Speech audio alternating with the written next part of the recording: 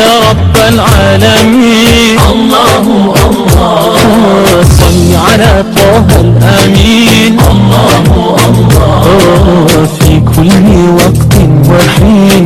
الله الله املأ قلبي باليقين. من عرف الحقيقة، من استعد للموت ولما بعد الموت، من عرف مقصد حياته. العاقل كل العاقل، الكيس من دان نفسه وعمل لما بعد الموت، والعاجز من اتبع نفسه هواها وتمنى على الله الأماني.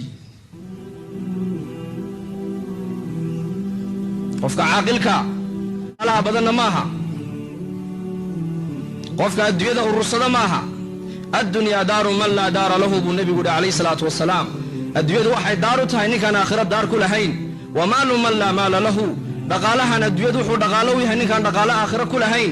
lahaa yajmacu man laa caqla lahu. adduunyada waxaa ururiya buu nebigu uhi ninaan caqli lahayn. caaqilku waa kee?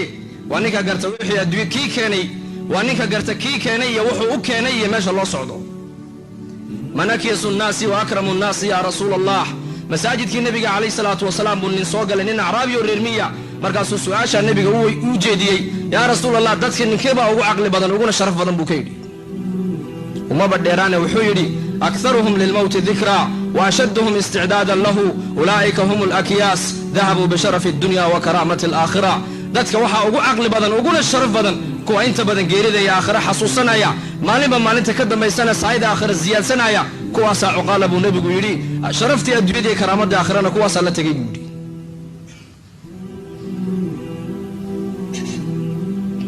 sharafta aakhiro iyo karaamadii aakhiro iyo karaamadda adduunyada dadka ilaahay yaqaanaa la tegey.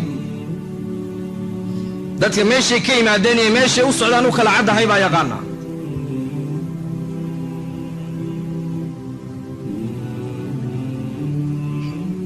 يا أبا ذر جدد السفينة فإن البحر عميق وأكثر الزاد فإن السفر طويل. بنبي كويل أبو ذر، يا أبا ذر، يا أبا ذر بكيل الدون إذا جديد سو بدو يقول دار توي كل غيه سعيدنا الزياد سو سفر كودير يا حي.